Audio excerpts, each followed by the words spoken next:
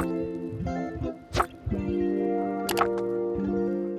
YouTube! Aujourd'hui, je vous retrouve dans un nouveau vlog. On est lundi et j'amène avec moi dans un vlog au cours des prochains jours. Je voulais faire ça un petit peu différent cette semaine. J'ai reçu plein de questions sur plusieurs sujets différents puis je me suis dit que j'allais pouvoir y répondre dans le vlog plutôt que de faire un Q&A un peu plus formel comme d'habitude.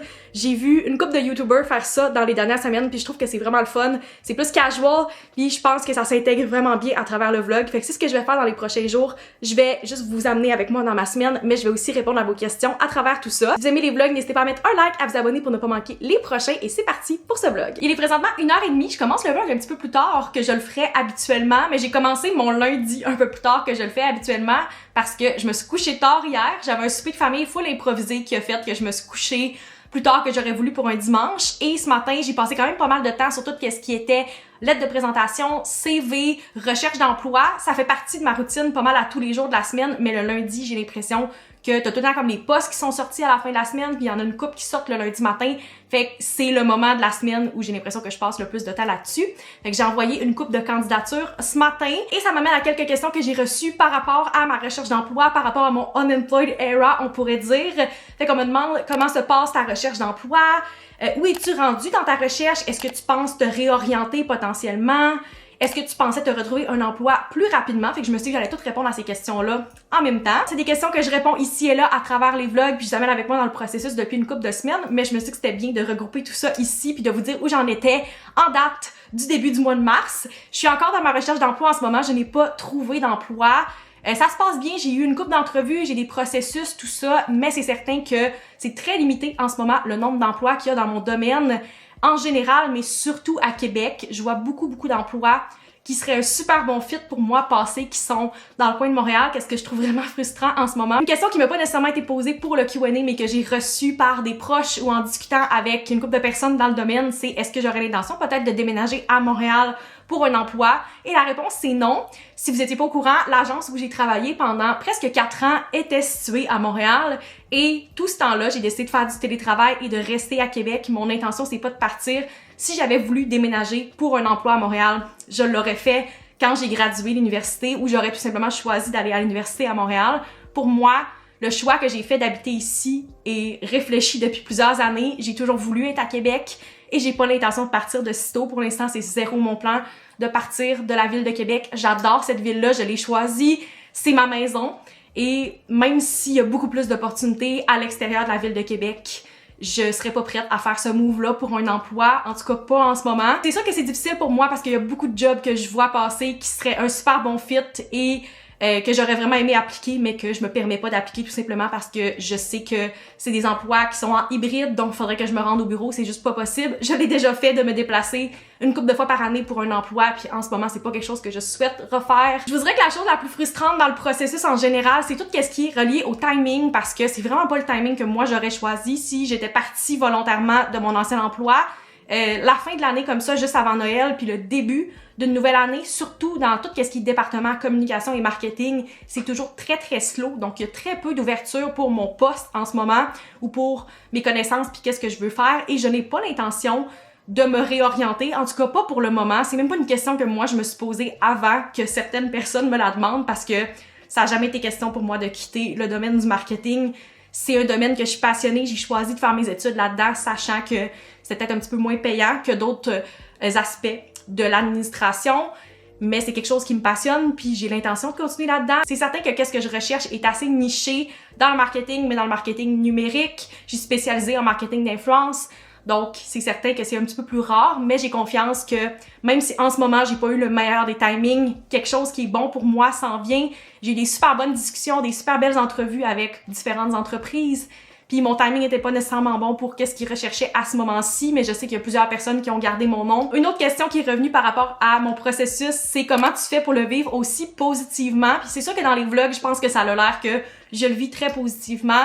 Puis j'essaie d'être super optimiste, je pense que tout arrive pour une raison, puis même dans une situation vraiment pas idéale comme j'ai vécu, je pense que c'est bien de rester optimiste puis de se dire qu'il y a quelque chose de mieux encore qui s'en vient pour moi dans le futur. J'ai l'air super positive en ce moment en disant ça, mais c'est certain que quand c'est arrivé, premièrement que j'ai appris que je perdais mon emploi, je l'ai zéro vu venir, donc les émotions étaient vraiment pas si positives que ça. J'ai beaucoup pleuré les premières journées, j'ai vécu de la frustration, J'ai vécu comme toute la gamme d'émotions, mais là, ça fait plusieurs semaines, voire plusieurs mois que j'ai vécu ça. Fait que je suis plus dans la partie comme optimiste, dans la partie je travaille pour avoir qu'est-ce que je veux. En général, j'ai tendance à être quelqu'un qui est assez comme pessimiste, réaliste. Je suis pas tant optimiste que ça dans beaucoup de situations, mais dans ce cas-ci, je pense que ça m'apporterait rien de m'apitoyer sur mon sort puis de juste être négative.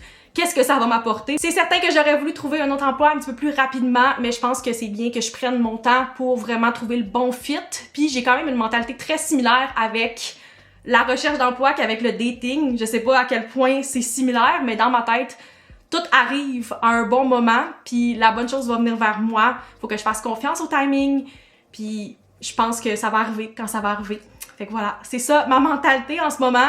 Mais je vous tiendrai au courant. On croise les doigts pour qu'un bon fit puis la bonne opportunité pour moi arrive très bientôt. Sur ça, je suis vraiment due pour aller faire l'épicerie. Il reste vraiment pas grand chose dans mon frigo. Fait que c'est ce que je vais aller faire dans les prochaines minutes. Il fait gros soleil à l'extérieur, mais il fait vraiment froid. Je pense que c'est ressenti -22. Fait que quand je vais revenir, je pense que je vais me changer puis en profiter pour aller marcher à l'intérieur sur le tapis en attendant qu'il fasse un petit peu plus chaud cette semaine. Puis je vais emmener ma Kobo. J'ai commencé un nouveau livre hier. Fait que je pense que je vais aller lire pendant peut-être une demi-heure, 45 minutes sur le tapis. Fait que voilà, c'est ça mon plan de match pour le reste de la journée.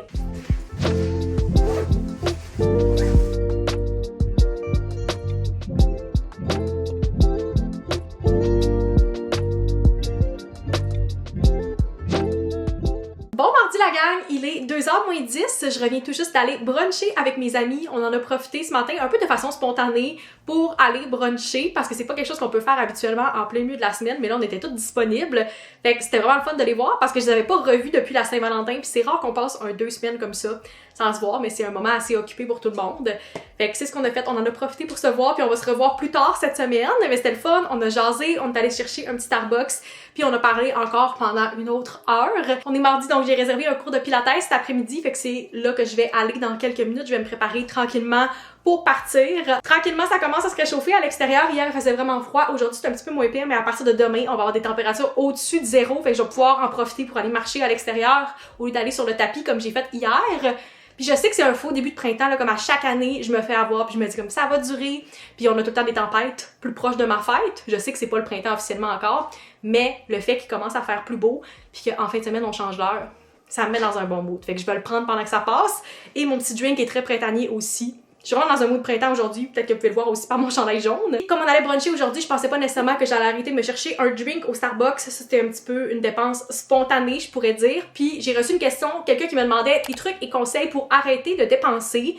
Je vous dirais que la plupart de mes dépenses sont très réfléchies. Quelque chose que ça fait quelques années que je fais puis qui m'aide vraiment, surtout au niveau des vêtements, parce que j'aurais tendance à vouloir full acheter de vêtements souvent, c'est que je me laisse une période où je peux pas acheter cet item-là, je me laisse un temps pour réfléchir. Par exemple, vous mettez quelque chose dans votre panier puis vous vous dites la semaine prochaine ou dans 2 semaines ou peu importe le temps que vous voulez avoir comme délai, si je veux encore cet item-là, j'aurai le droit de l'acheter ou comme quand il va être en spécial, mais de pas juste acheter quelque chose parce que vous le voulez sur le coup. Je pense que ma génération a vraiment tendance à tout vouloir de façon instantanée puis à vouloir ce feeling-là de c'est le fun, je dépense puis je reçois un colis ou peu importe, mais c'est encore plus gratifiant quand t'attends pour faire ces achats-là. Des gros achats, tant que des petits selon moi, puis ça me permet de faire beaucoup moins d'achats impulsifs, surtout au niveau des vêtements. Je vous dirais que 95% de mes dépenses au moins c'est des choses que j'ai planifiées et je vais jamais acheter quelque chose que j'ai pas l'argent pour, je vais économiser pour, je vais épargner et je vais jamais mettre quelque chose sur une carte de crédit que je ne peux pas payer. Faut que tu aies l'argent maintenant dans ton compte, c'est comme une carte de débit pour moi. Fait que voilà, c'est quelques petits trucs que j'utilise dans mon quotidien pour essayer de dépenser le moins possible, mais personne n'est parfait. Puis je pense que c'est bien de faire des petites dépenses de temps en temps, c'est pas obligé de juste acheter des choses qui sont nécessaires pour vivre. Même en ce moment, j'ai pas de job, puis je me permets quand même d'acheter des petites choses comme des drinks au Starbucks puis de me payer des brunchs parce que je vais pas m'empêcher de vivre en ce moment. Puis je vis quand même dans mes moyens, mais c'est toutes des choses que je réfléchis, puis je suis mon budget, je vois qu'est-ce que je peux me permettre. Fait que, ouais, c'est mes petits trucs pour arrêter de dépenser. Sur ça, je vais aller me changer parce que je dois partir au Pilates dans quelques minutes. Je vous amène avec moi.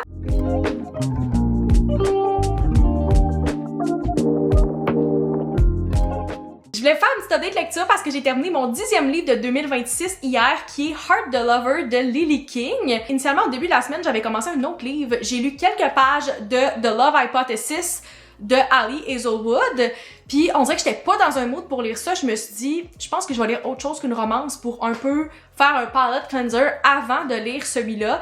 les gens me disent à quel point ils ont aimé ce livre-là, mais on dirait que j'étais comme pas prête à le lire pour l'instant. Ça fait des semaines que j'entends parler de cette fiction-là, puis il y a eu un rabais sur le site de Kobo en fin de semaine. Je pense que le livre était à 1,99 ou quelque chose comme ça, fait que je l'ai téléchargé. J'étais surprise à quel point je l'ai lu rapidement avant de réaliser que c'était un livre qui avait moins de 300 pages. C'est un avantage ou un désavantage, on pourrait dire, d'un livre numérique, c'est que avant de le commencer, si vous avez pas regardé l'info, vous savez pas il y a combien de pages dans le livre. Puis pour moi, ça a été une belle surprise parce que j'ai lu comme une fois sur le tapis pendant une demi-heure, puis j'étais rendue à 15%, puis j'étais comme mon Dieu, ça se lit vraiment rapidement. Puis finalement, c'est parce que le livre avait comme 256 pages, mais je l'ai terminé en 24 heures. J'ai fini par donner un 3.25 à Heart the Lover. C'était bon. J'ai versé quelques petites larmes à la fin, mais ça a pas été quelque chose qui est venu me chercher vraiment deep ou que je pense que je vais vraiment repenser dans le futur. Je pense que dans une couple de semaines, je vais peut-être avoir un petit peu oublié qu'est-ce qui se passait dans ce livre-là, qu'est-ce qui est pas nécessairement qu'est-ce que je recherche dans un livre, mais c'est pas tous les livres qui sont des 5 étoiles. Puis je suis contente d'avoir lu une fiction parce que j'ai tendance à beaucoup lire de romances, puis je pense que c'est bien de lire un petit peu de choses différentes de temps en temps. Je pense que ça donne à peu près comme 35% de mon objectif lecture de l'année qui est accompli jusqu'à présent. Bien satisfaite de ça. Mon objectif, c'est juste de continuer qu'est-ce que j'ai jusqu'à présent. D'ailleurs, parlant de livres, je voulais vous montrer les deux que j'ai achetés pendant la vente de fiction chez Book Outlet. Tous les livres étaient à 7,99 et moins, si je me trompe pas. Puis ça fait quelques mois que j'avais un panier que je me montais. Finalement, j'en ai choisi 2 qui étaient disponibles à ce moment-là. Premièrement, j'ai pris The Paradise Problem de Christina Lauren. J'ai lu ce livre-là l'année passée. Je voulais une copie physique. Je trouve que la couverture est vraiment belle. Puis c'est vraiment un beau rom-com que j'ai vraiment apprécié puis que je pourrais fortement relire pendant que je suis comme en voyage ou pendant l'été. Je trouve que c'est juste léger, le fun, c'est du fake dating, qu'est-ce que j'adore. Fait que je suis bien contente d'avoir une copie physique dans ma bibliothèque. Et l'autre livre que j'ai pris, c'est The Love Haters de Catherine Center. Ça fait des mois que ce livre-là est sur ma TBR depuis qu'il est sorti, je pense, en mai l'année passée. Puis je suis sur la liste d'attente pour ma bibliothèque depuis la sortie, dans le fond, au mois de mai. Et je pense qu'il reste encore 3-4 mois avant que ce soit mon tour sur la liste, ce qui est tellement long. Je suis pas la fille la plus patiente, mais pour des livres gratuits à la bibliothèque, j'ai quand même une certaine patience. Par contre, si j'ai l'opportunité de lire le livre plus rapidement, sans payer le plein prix, je vais prendre l'opportunité. Fait que c'est ce que j'ai fait. J'ai acheté la copie physique. J'ai acheté la copie physique de The Rom-Comers de Catherine Center il y a quelques mois sur Book Outlet aussi. Puis je trouve que les pages sont vraiment le fun parce que c'est coloré rose dans le côté. Je pensais que ça allait être la même chose. Je pensais que les pages allaient être vertes pour celui-là, mais malheureusement, c'est des pages blanches. Par contre, le format fit, qu'est-ce qui est pas toujours le cas, fait que je suis bien contente. Je vous dirais que 90% des livres que j'achète chez Book Outlet, c'est des livres que j'ai déjà lus et que je voulais en copie physique à moindre prix, comme dans le cas de The Rom-Comers. Mais là, je suis bien contente, je vais pouvoir lire enfin ce livre-là un petit peu plus rapidement que si j'avais attendu pendant tout ce temps-là à ma bibliothèque. Il est présentement 12h30. Mon objectif, ce serait dans la prochaine demi-heure de ramasser tout ce qui traîne en ce moment dans mon appart. J'ai fait du ménage ce matin, mais je viens de filmer plein de contenu pour TikTok et ça fait que il y a plein de colis et de livres et de choses qui traînent partout dans mon appart en ce moment. Ça devrait quand même bien se ramasser, c'est juste que je veux prendre le temps de faire ça dans les prochaines minutes parce que Charlotte devrait être là dans le coin de 1 heure. On va dîner ensemble puis passer l'après-midi à juste travailler en même temps de jaser. Je trouve que c'est le fun de temps en temps de faire un petit peu de genre coworking avec quelqu'un puis de jaser en même temps. Puis là, en ce moment, j'ai plein de tâches qui se font vraiment bien. Un petit peu plus casual avec quelqu'un à côté, j'ai comme pas besoin full de me concentrer, j'ai du montage à faire, j'ai comme plein de choses que je veux planifier pour mon contenu dans les prochains jours, fait que je vais pouvoir faire ça avec Charlotte cet après-midi. Puis si le soleil continue à sortir comme c'est le cas en ce moment, on va potentiellement aller prendre une petite marche aussi cet après-midi. Je pense qu'il annonce en haut de 0, fait que ça serait le fun si on peut faire un 2 en 1 puis être productive en même temps de faire notre mouvement pour la journée. Mais on verra comment qu'on file à ce moment-là. Fait que mon objectif c'est de ramasser tout ça avant qu'elle arrive.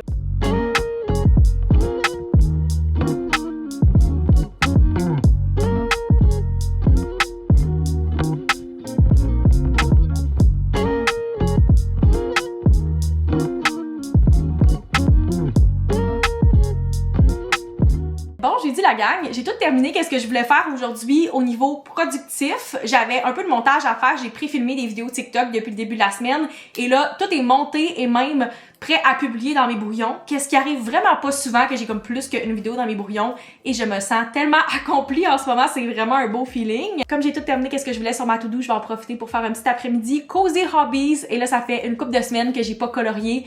Fait que je vais en profiter, je vais sortir mes crayons, mon petit hobby cart et colorier pendant une couple d'heures, soit en écoutant un podcast, une série, peu importe, je sais pas encore comment que je file.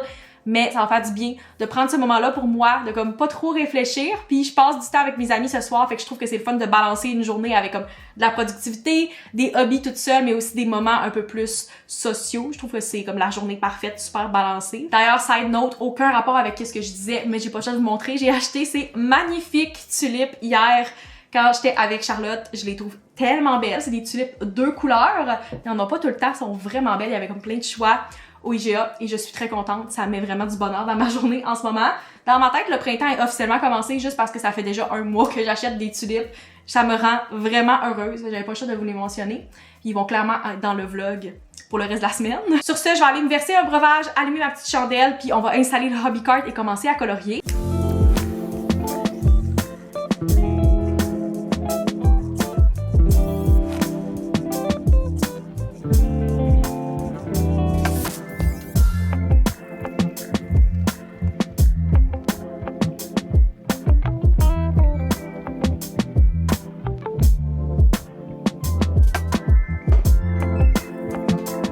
Pendant que je suis en train de faire du coloriage, je pense que c'est très fitting de répondre à quelques petites questions par rapport à mes hobbies. Une question qui m'a été posée que je trouvais vraiment intéressante. Quel est ton hobby / ton activité préférée pour chaque saison? C'est pas quelque chose que j'avais nécessairement réfléchi avant parce que dans ma tête, comme chaque hobby était associé avec comme toutes les saisons, mais c'est vrai qu'il y en a que je priorise à certains moments de l'année. Par exemple, l'hiver, j'ai l'impression que je colorie beaucoup plus. Je fais beaucoup plus aussi de casse-tête. Je pense que j'ai jamais fait un casse-tête pendant l'été, comme c'est vraiment quelque chose que j'associe avec l'hiver. J'ai l'impression que quand ça réchauffe puis qu'on approche un peu plus vers le printemps, c'est là qu'on dirait que ma créativité revient en même temps que les bourgeons. Fait que je suis plus dans tout ce qui est comme junk journal. C'est pas quelque chose que j'ai fait de l'hiver pantoute, puis j'ai recommencé à en faire il y a quelques semaines quand il a commencé à faire beau puis que j'ai commencé à acheter des tulipes. Fait qu'on dirait que ça m'amène cette inspiration-là. Pendant l'été, définitivement, gros coup de cœur pour tout ce qui est lecture et les marches. Je sais pas si on peut appeler ça un hobby, mais c'est définitivement une activité que j'adore. Les marches au sunset pendant l'été, c'est la chose qui, à chaque année, quand la saison se termine, je sais que c'est ça qui va me manquer le plus. Et j'ai tellement hâte de recommencer ma petite routine le soir, de aller marcher au coucher de soleil, puis de revenir après, puis lire pendant comme une bonne heure sur mon patio, dans ma chaise œuf. C'est définitivement ma routine préférée que j'ai faite dans les 2 derniers étés, comme l'année passée. J'ai tellement adoré mon setup de patio, puis c'était la chose que j'ai aimé le plus faire. Pour moi, ce setup-là a vraiment tout changé parce que maintenant, c'est comme mon moment préféré pour lire, puis mon setup préféré pour lire. Mais je sais qu'il y a beaucoup de gens qui associent la lecture avec l'hiver parce que c'est un peu plus cosy. Mais définitivement, mon setup préféré pendant l'été, fait que 2 choses que j'adore faire. Honnêtement, il y en a aucun que j'associe vraiment avec l'automne. J'ai l'impression que pour moi, l'automne, vu que c'est ma saison que j'aime le moins, les journées raccourcissent, il fait super gris. Il y a des moments où je fais aucun hobby pendant des semaines puis que je déprime. Puis il y a des moments où j'essaie de comme me changer de ce mindset-là puis que je colorie avec des amis, je fais du junk journaling avec des amis. Fait que j'ai l'impression que je fais un mix de tout ça pendant l'automne. J'ai l'impression qu'il y a une grosse corrélation entre les saisons où je fais plein de hobbies puis que je suis inspirée et les saisons où je vais le mieux mentalement. Puis en ce moment, avec le début du printemps qui s'en vient, je vois que je vais bien, je suis comme full inspirée, j'ai le goût de faire plein de hobbies. Fait que définitivement, ça a une corrélation, mais je trouve que c'est vraiment intéressant. Je suis curieuse de savoir, vous, quel hobby vous préférez faire quelle saison. Parlant de choses qui me motivent, il y a quelqu'un qui m'a demandé, est-ce qu'il y a une journée ou un événement auquel tu as particulièrement hâte en 2026? Honnêtement, c'est une des années où j'ai le moins de choses de planifier en avance. Comme à date, j'ai pas tant de spectacles de planifier, j'ai pas nécessairement de voyage en ce moment. J'ai pas tant de choses, je suis vraiment go with the flow depuis le début de l'année parce que j'ai pas trop le choix. Par contre, il y a une chose qui est sur mon calendrier depuis 6 mois puis que j'ai tellement hâte, c'est le spectacle de Lady Gaga au Centre Bell au début du mois d'avril. J'ai tellement, mais tellement hâte à ce spectacle-là. Il y a pas beaucoup d'artistes que j'aimais vraiment beaucoup quand j'étais super jeune puis que j'aime encore autant aujourd'hui, mais Lady Gaga, c'en est définitivement une. Je me rappelle, j'ai des souvenirs comme très précis de l'écouter sur mon MP3 en genre 2008-2009. Puis ces chansons-là, c'est encore des chansons que j'adore aujourd'hui. J'en reviens pas que je vais pouvoir entendre ces chansons-là en spectacle dans quelques semaines. C'est dans comme 4 semaines, presque exactement. J'ai tellement, mais tellement hâte. Ça va être un incroyable spectacle, je suis certaine. À date, je pense que c'est le seul spectacle que j'ai pour l'année. Il y en a clairement d'autres qui vont se rajouter. Mais c'est définitivement la chose que j'ai très hâte puis qui s'en vient full rapidement. D'ailleurs, j'ai mentionné que j'avais aucun voyage de prévu jusqu'à présent, mais il y a quelqu'un qui m'a demandé, penses-tu quand même partir en voyage cette année malgré ta situation professionnelle? J'aimerais tellement, mais tellement repartir en voyage cette année si j'ai l'opportunité.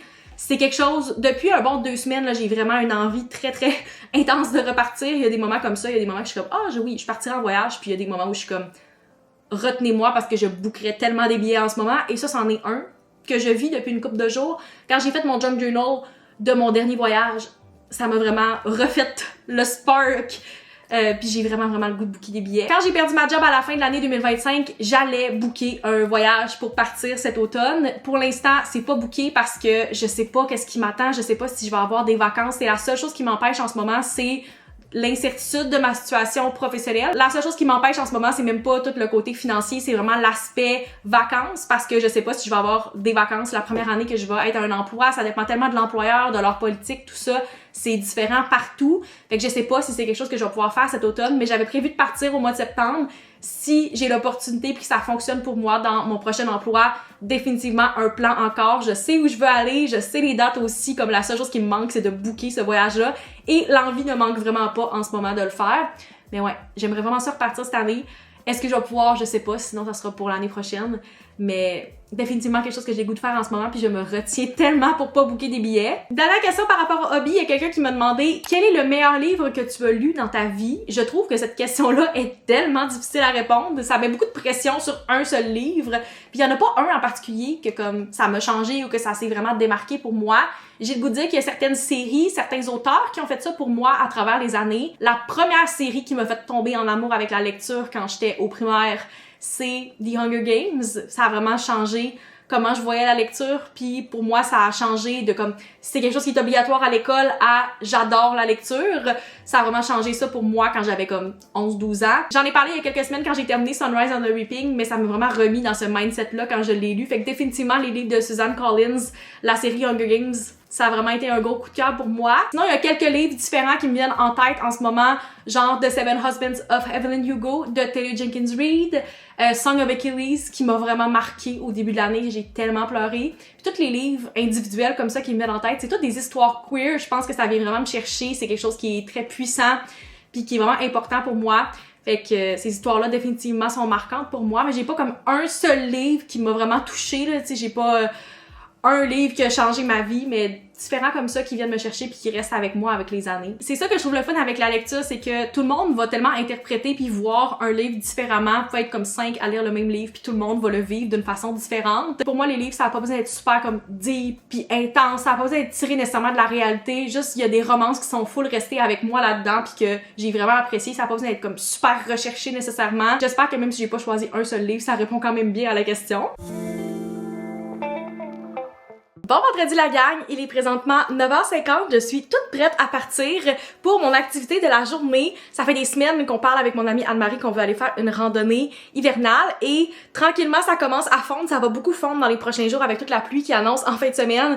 Fait que je pense que c'est pas mal notre occasion si on va aller faire une dernière petite randonnée avant la fin de la saison. Fait qu'on s'en va au parc national de la Jacques-Cartier aujourd'hui pour faire la randonnée. Je pense que ça va être vraiment le fun. La dernière fois que je suis allée faire une randonnée à Jacques-Cartier, c'était pendant l'été. Ça fait une couple d'années déjà. Puis j'arrête pas de voir passer des photos de ce sentier-là. Ça a l'air vraiment le fun. Il fait beau soleil aujourd'hui, pas trop froid non plus. Fait que je pense que ça va être vraiment parfait comme température. Sur ce, faut que je finisse de préparer mes choses avant qu'Anne-Marie arrive. Je vais vous amener avec nous.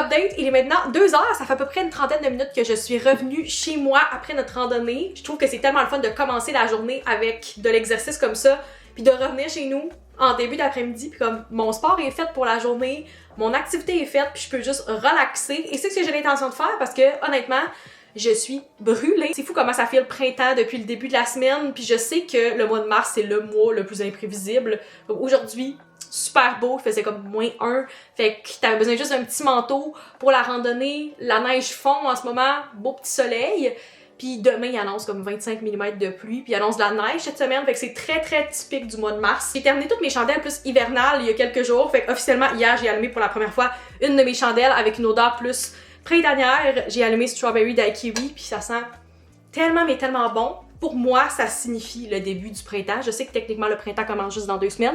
À ma fête, je suis née à l'équinoxe du printemps. Dès que le mois de mars est commencé puis qu'on change l'heure, c'est officiellement là que je me mets en mode printemps puis on change l'heure en fin de semaine. Fait que je Je suis bien excitée en ce moment et ça me met dans un bon mood. Comme j'ai dit, je risque de prendre ça très relax pour le reste de la journée. J'ai pas eu le temps d'écouter le nouvel épisode de The Pitt qui est sorti hier soir. Fait que je pense que je vais m'installer puis écouter ça cet après-midi, faire un petit peu de montage puis prendre ça très relax parce que je sais que je risque d'être raquée de ma randonnée, là, comme je commence à le sentir et la fatigue va définitivement me frapper d'ici une couple de minutes.